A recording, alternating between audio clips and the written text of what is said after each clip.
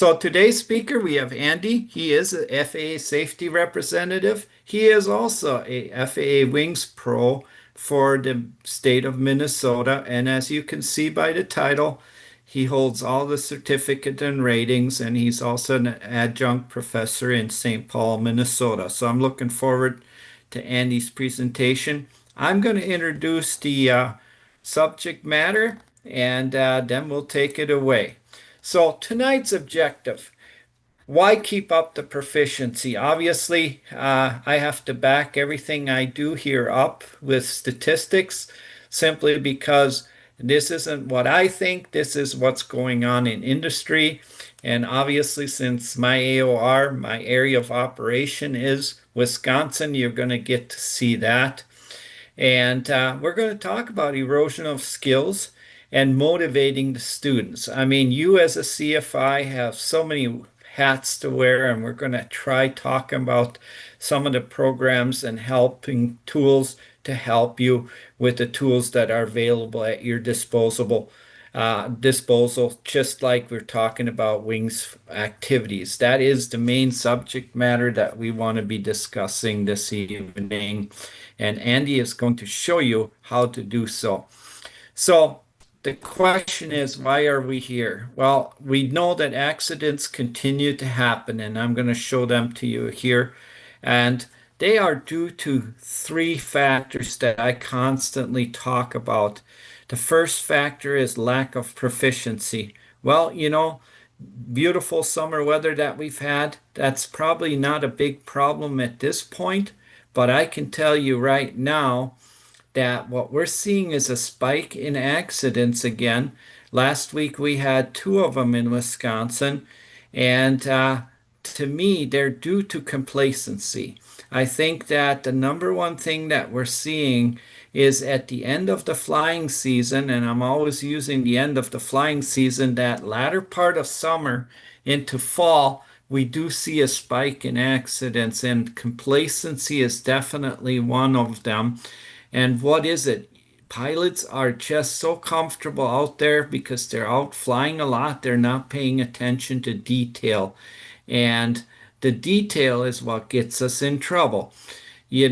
This year we are looking very good in Wisconsin simply because the number of accidents have been reduced dramatically over the last from the year prior. As you could see in 2024, we had 44 accidents and incidents in Wisconsin. So let me just give you the definitions quick so you understand the difference between an accident and an incident is a little different with our interpretation at the FAA versus the NTSB. An accident by the FAA standards is where we're bending a lot of metal. In other words, the airplane is no longer flyable. Those are the things that I think about, like if you bend a main spar, that would be an accident. An incident would be anything less than that occurring that the airplane can fly yet. And to me, I don't do a lot of differentiation in my world simply because, hey, the folks that had incidents just got a little luckier than the folks that were in an accident. The good news is that in the last 12 months, we have not had a fatality in Wisconsin. And to me, again, I am super happy. I do definitely attribute much of this due to the really good work that our flight instructors in Wisconsin are doing as a whole, and that they are really paying attention to what we're doing out there with the seminars, webinars, and the constant briefings that we're doing at flight schools, that they're paying attention. So that is really, really a super thing that's going on here for us this year. So very excited to see that. Now, as you can see, I have a couple of notes down below. And what we're talking about is AirVenture. AirVenture is a 12-day period that we have in Wisconsin with EEAA holding their big gathering. It's the biggest air show in the world. And we have around 10,000 some odd aircraft fly into the area. And that results in additional accidents and incidents for our state. Obviously, they are included in these numbers. And this year in 2025, we had 11. So we were up a little bit from last year, but again, no fatalities. Last year we had three. So those are big things for us. We really try to keep that to where we don't see that happening. Now, the question with this accident right here, could this happen to you or me? Absolutely. If you're flying airplanes, these things can happen. But let me tell you about this accident to show you that when people don't pay attention to detail, that's where they end up in big, big trouble. So this private pilot here went to a small airport in southeastern Wisconsin to get fuel. Him and his wife were out flying just for pleasure. They filled up the aircraft tanks to the brim. I mean, the airplane was full. Fuel tanks were totally full. He decided to, instead of using the long asphalt runway, he decided to use the short grass strip because from the fuel tanks to where he was going and then the direction of flight, he figured that was the best way to leave the airport on the grass strip. However, he did not do any calculation on that performance data at all that afternoon. This was a very, very high density altitude day, very humid and hot as we get in the latter part of July, early August in Wisconsin. And he decided to use that short runway to make matters even worse. Instead of taxing all the way to the total end of the runway, he actually did an intersection departure. So he took off on a grass strip with a fully loaded aircraft on a high density day, and he realized that the aircraft was just not performing to the level of performance that he was used to. He ended up horsing the airplane off the ground, flying it in ground effect. He made it over the first tree line, and then, of course, the airplane started to sink, and he panicked and pulled back and stalled the aircraft. The aircraft ended up in the backyard of a housing development, and they ended up upside down here. As you can see, incredible damage to the aircraft. The good news is neither him nor his wife lost their life out of this accident. And to me, every time I see a wreck like that, I'm always amazed that people don't get hurt worse than they did. I always think of the worst on this case. So, how can this happen? Well, simply because the pilot was not paying attention to detail. He was not utilizing the skill set, the knowledge set that the instructors have imparted upon him through their primary training. He was not using any of that. So, to me, when you are training a pilot as a student, conducting a flight review, any of the training that you do, you really want to pay attention that the pilot is doing the required checklist, doing the required pre-flight planning, understanding the weather, understanding the performance, understanding how to do a weight and balance. And we can tell you over and over again that the folks who get into these kind of accidents and incidents where the airplane was performing without any malfunction on the aircraft itself, this is true pilot error. This is truly not paying attention to detail. And to me, as an instructor, you really want to hone that in to your students, into the pilots that you're working with in additional ratings or certificates, that, hey, this is so important and that they don't go varying from that. So that's a really important thing that I want to put on there. And all of these programs here, all of these things we're talking about tonight are obviously leading on to the Wings program of how to maintain proficiency. I want to use one more accident right here. This gentleman came into a fly-in breakfast from Michigan, and on takeoff, he did not use the correct soft field technique. He did not use the correct rudder inputs, and he ended up striking a wingtip on takeoff. And of course, that dug the airplane right in. And as you can see right here from this picture, it did not end pretty. This aircraft was owner insured, so he bit the bullet on this airplane. There was no payout on this. What a sad deal. Beautiful airplane, um, really damaged beyond repair. They did not repair this airplane again, and to me, all preventable in basic skills, maintaining that basic skill set, that proficiency that we're talking about that is such a perishable skill.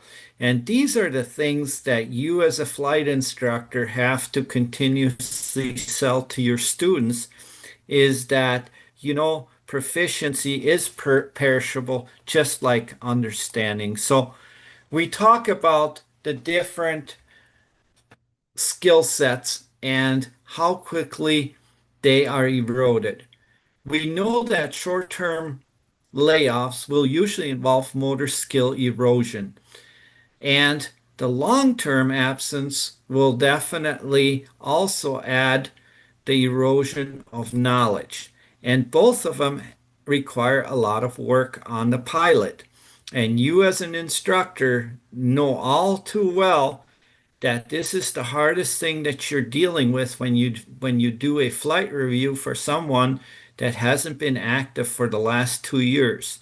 And to me, this is where we always talk about how can we get these pilots back up and get them proficient and make them understand how important it is to maintain proficiency throughout that time period. Again, the WINGS program.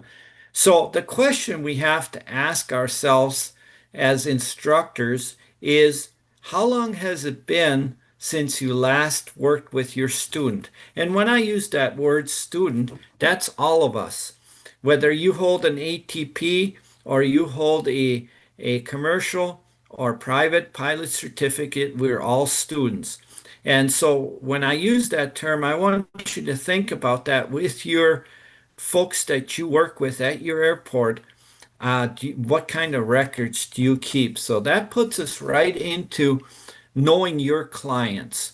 Do you track your students? Do you know every student that you've worked with that ended up getting a certificate? Let's use a private pilot certificate with you or an instrument rating. Do you remember when you worked last with them?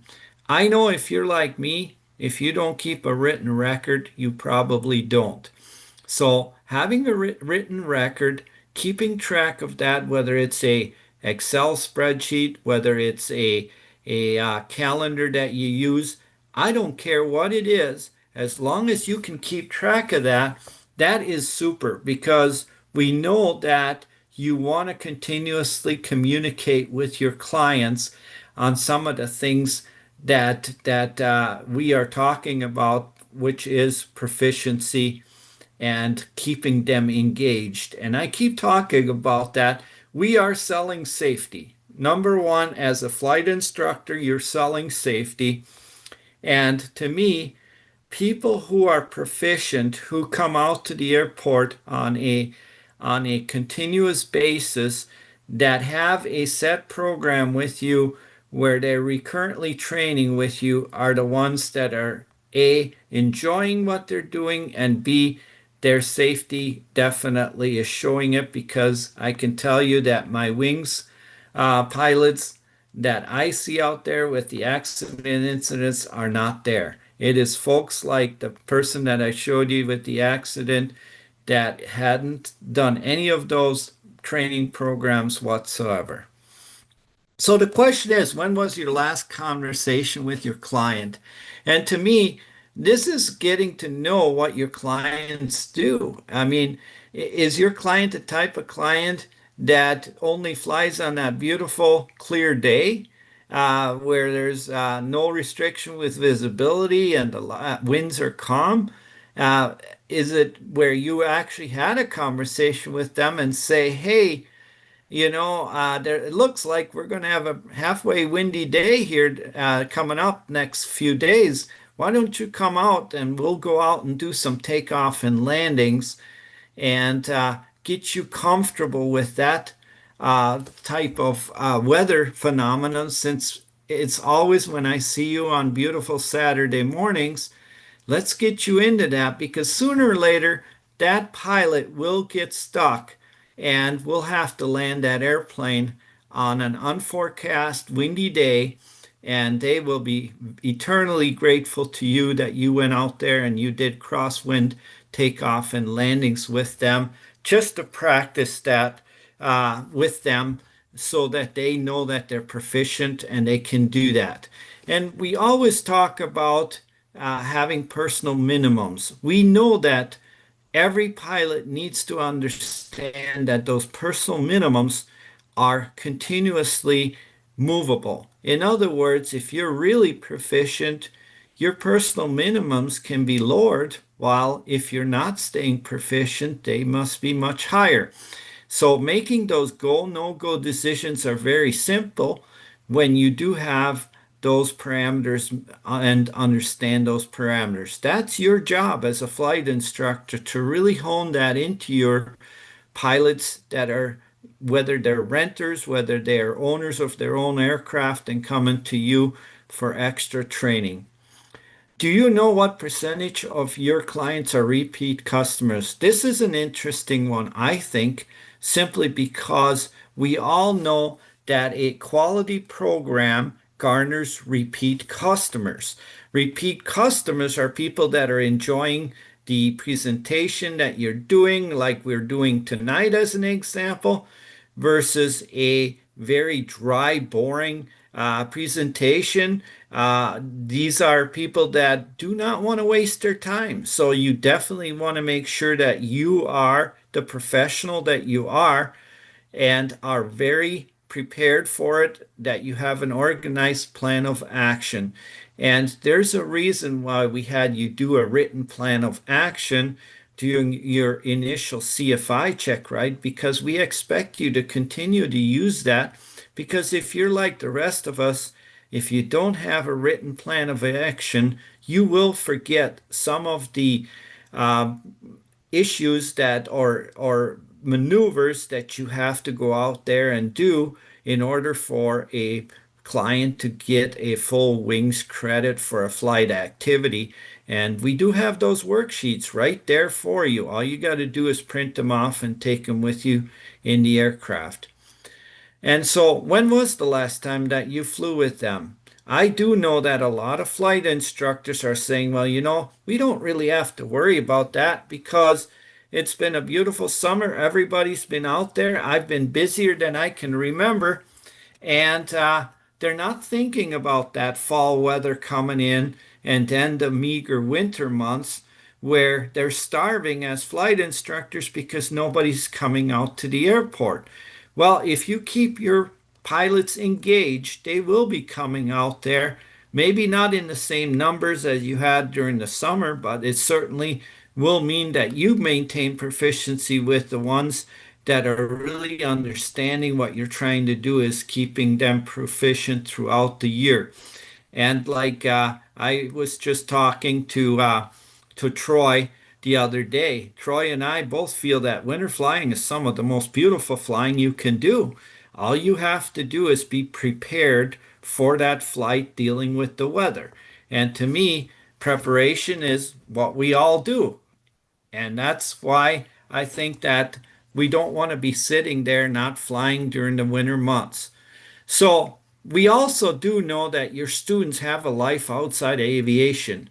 And that's something that, again, knowing your student, uh, their work, their vacation, their family, their health and finances, all of these can contribute to temporary or long-term layoffs for many of the pilots that you're dealing with. In other words, you being engaged with them, knowing what they're doing, really makes it a whole lot easier for you to maintain that pilot coming out to the airport training with you as you're going along. That's really the big thing that I constantly talk about here with that. So, refresher training is a must.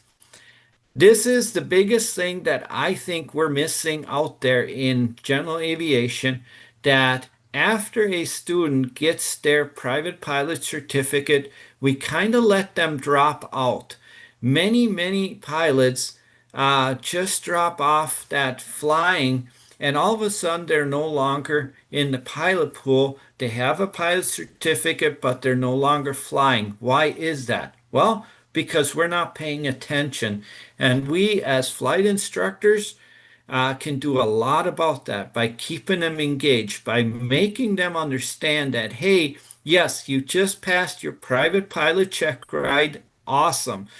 However, I would like you to come back in 90 days and we are going to do some of these maneuvers that you were struggling with during your training to make sure that you're still up to speed. And very few instructors push that because you want to be, again, pushing that idea of recurrent flight training throughout. So proficiency makes flying fun. Obviously, you are the one that keeps it going and comes up with new ideas to do short cross country to a nice airport with a restaurant on it that you can take your student and enjoy a lunch with them, doing something different, not always doing the same thing.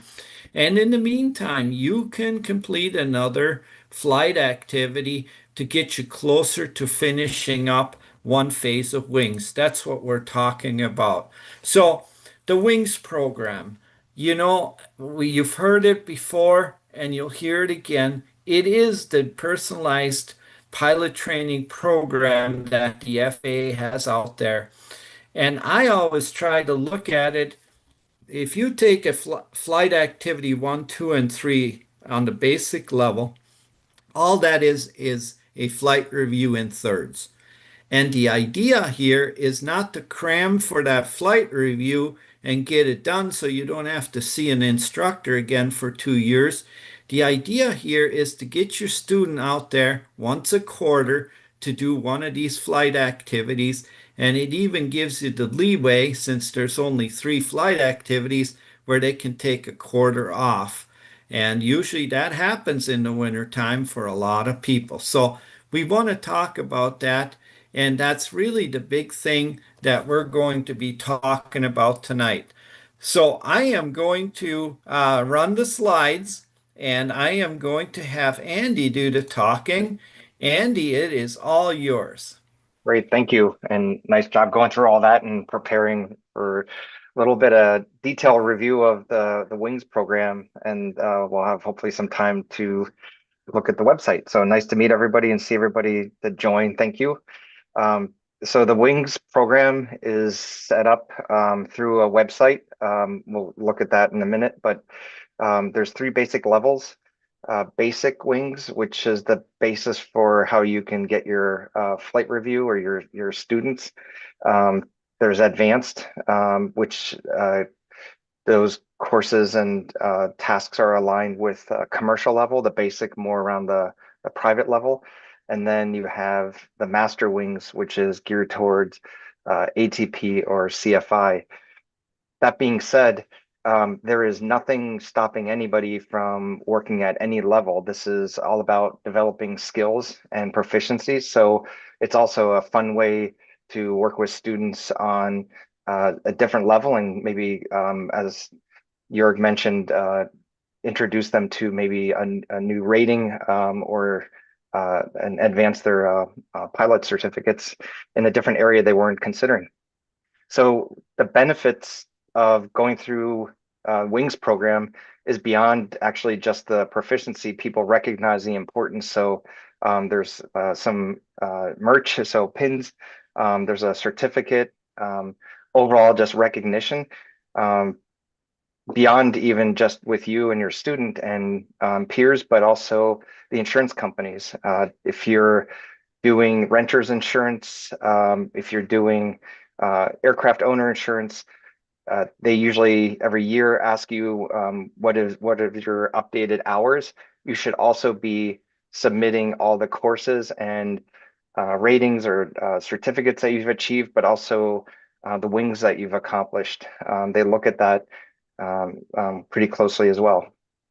And when you go through that, it's actually um, a lot of fun to basically maintain that proficiency. So, well, when you look at some of the way these flight activities and courses are structured, there are things, especially if you're a more seasoned pilot, and let's say you're trying to rebuild some proficiency, there's maneuvers that you may not have touched in a while, and it's just fun to brush those up.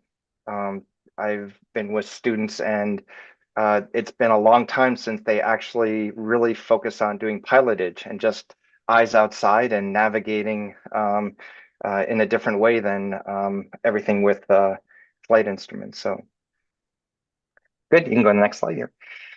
So to look at the basic flight review, which is one of the foundation benefits of going through the wings program, is you need to accomplish what we call 3 knowledge activities. So think of this as like ground and 3 flight activities. So the knowledge are different types. So there are seminars.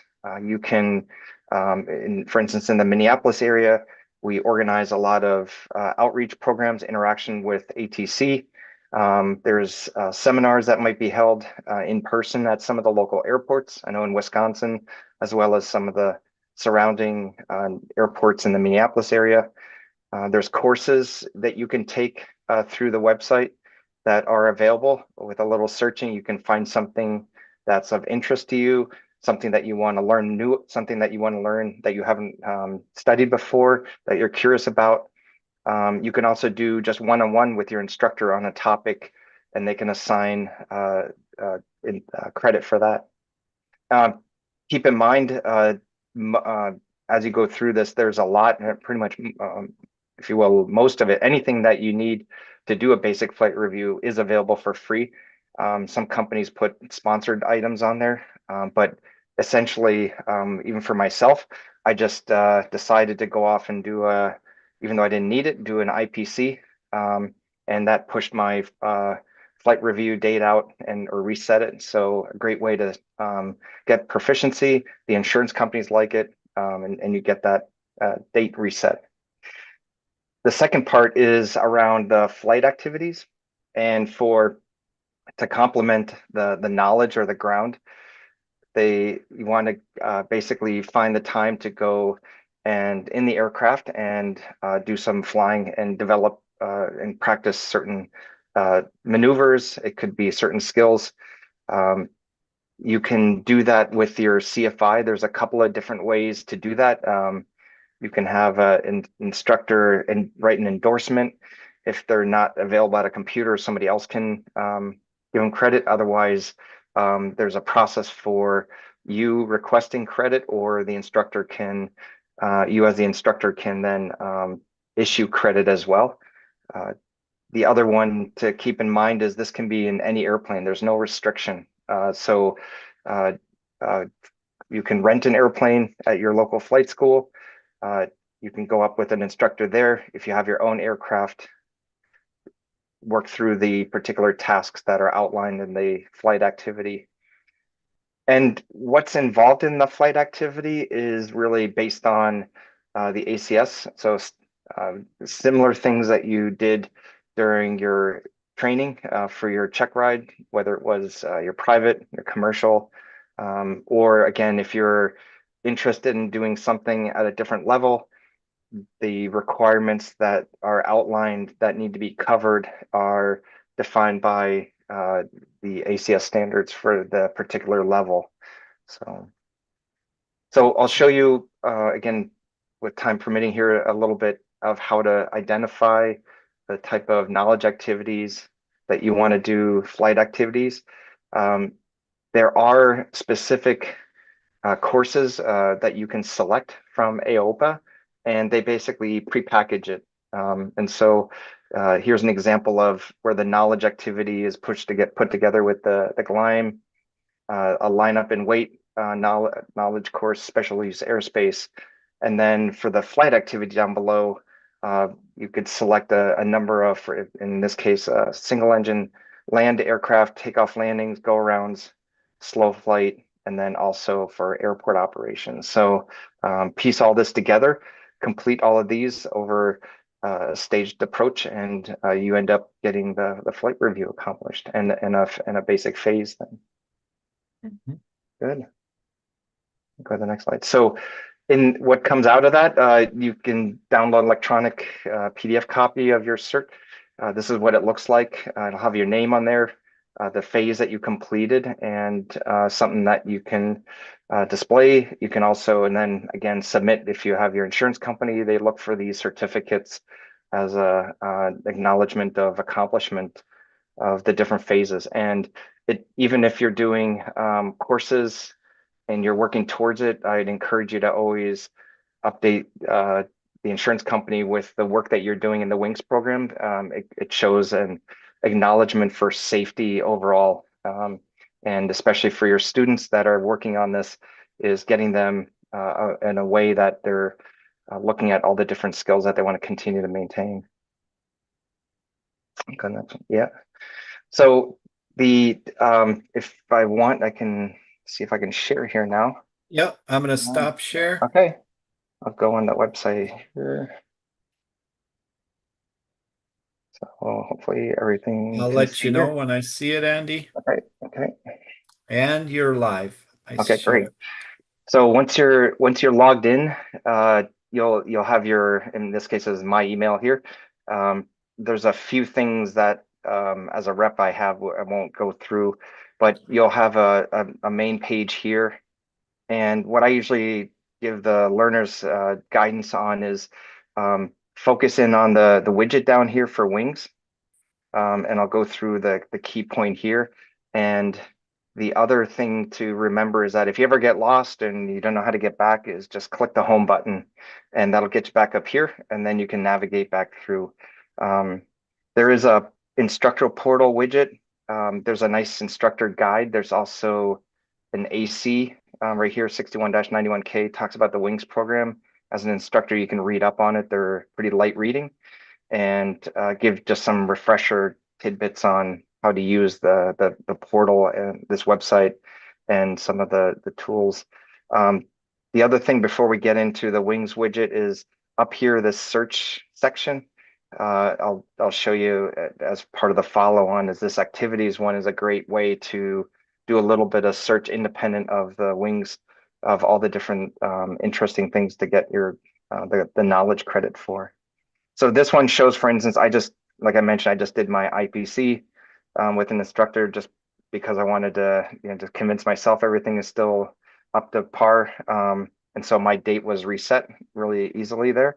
My WINGS phase got bumped up, and then I've been working through other phases there.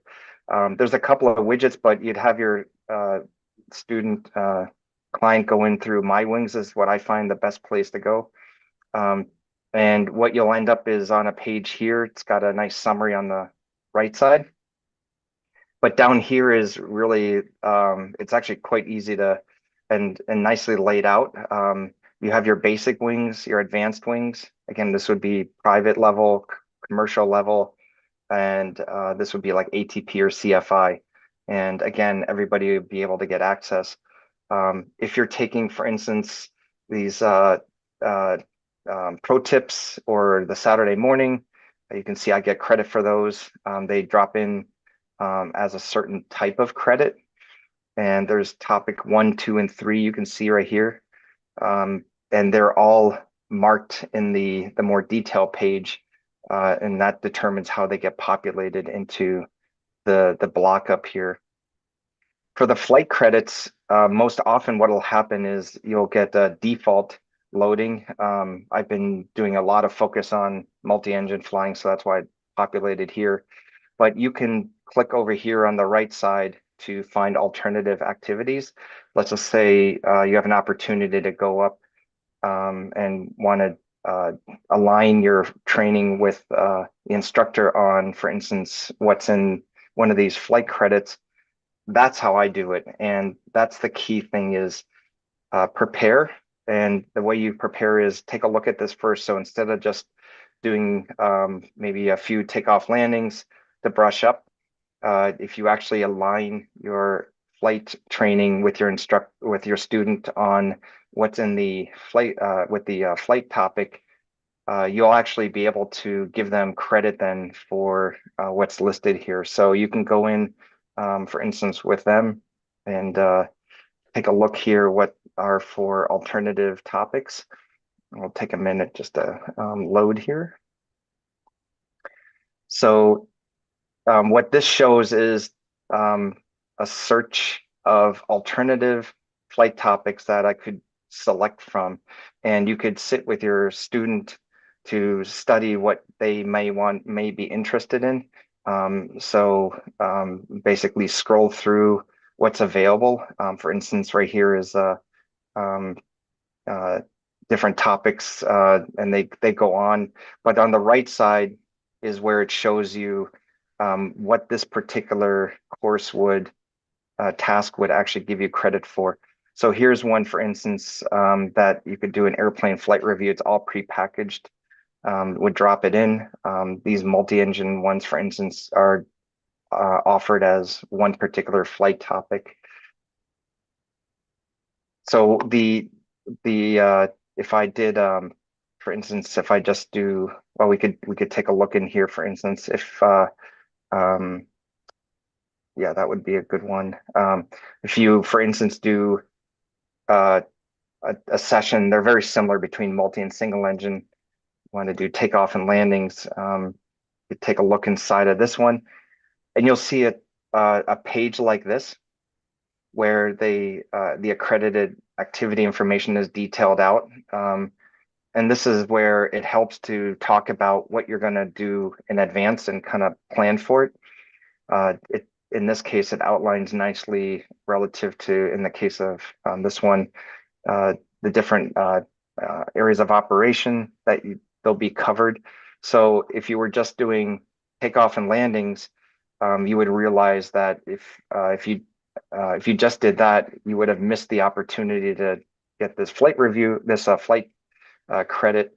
So the better thing would be to review this in advance, make sure that you include maneuvering during slow flight, and then also do engine failure under the hood, basically. And so once you do that, then you've actually covered. And so it really does a nice job of outlining a syllabus for the flight and kind of what you need to cover. There are some of them are outlined with some details.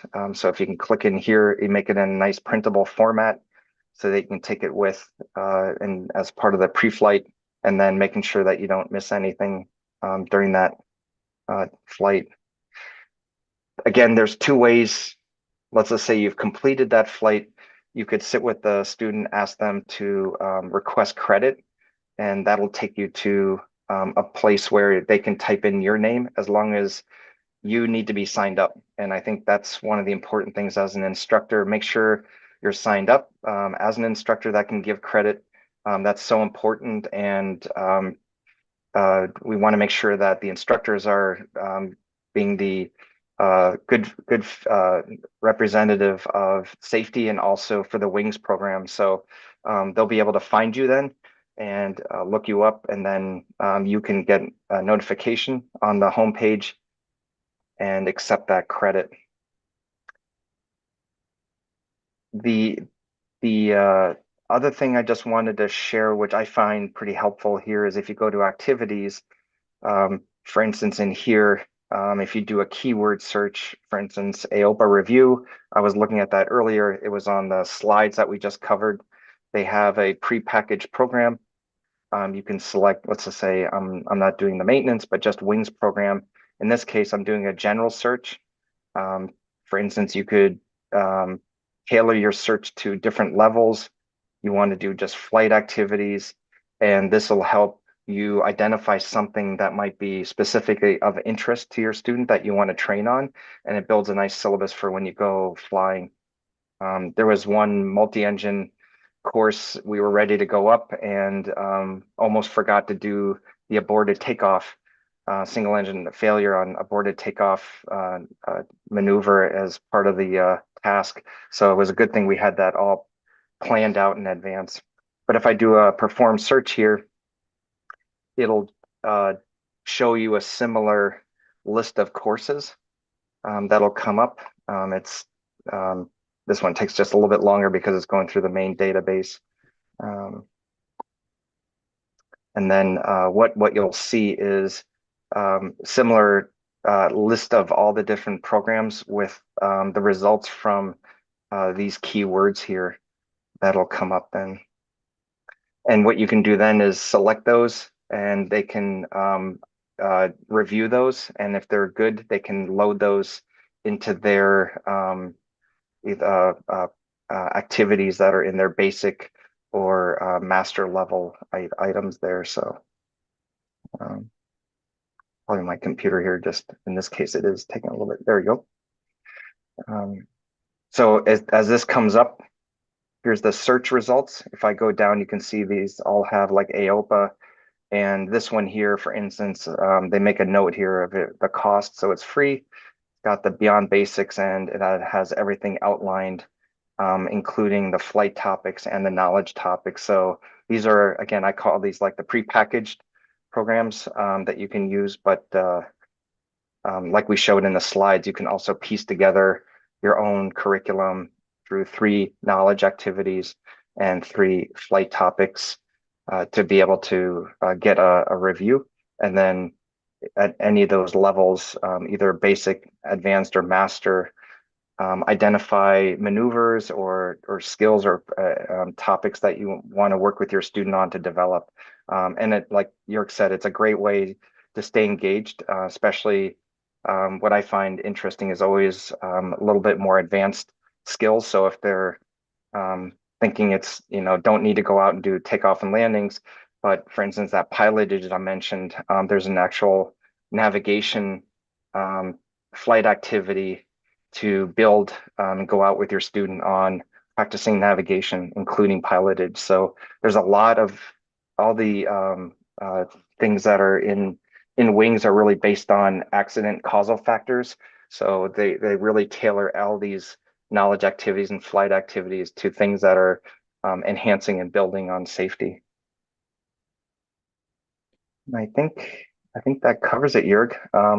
Great. Let me go back up to the home page. If anybody had questions on this or on the slides, we can pull those up and talk about any point there.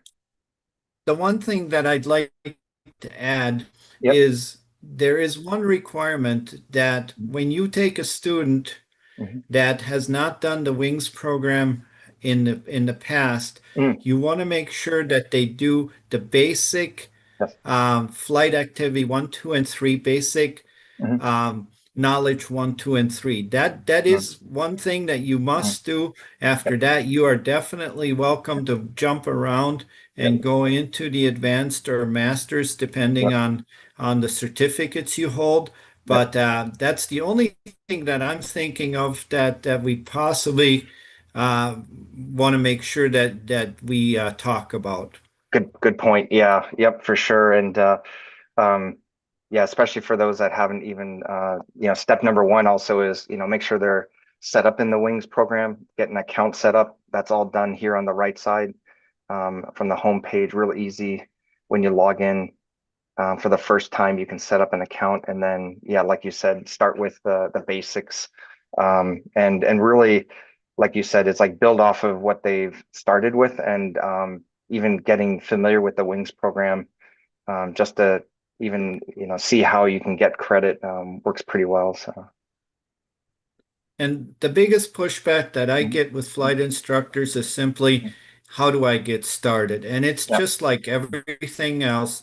yeah, If you spend 45 minutes reading the Wings manual, it's mhm. pretty darn straightforward. It definitely isn't rocket science. Yep, Navigating the website, all it takes is some time and mhm. understand what the key word searches are. Yep, That's another really helpful thing.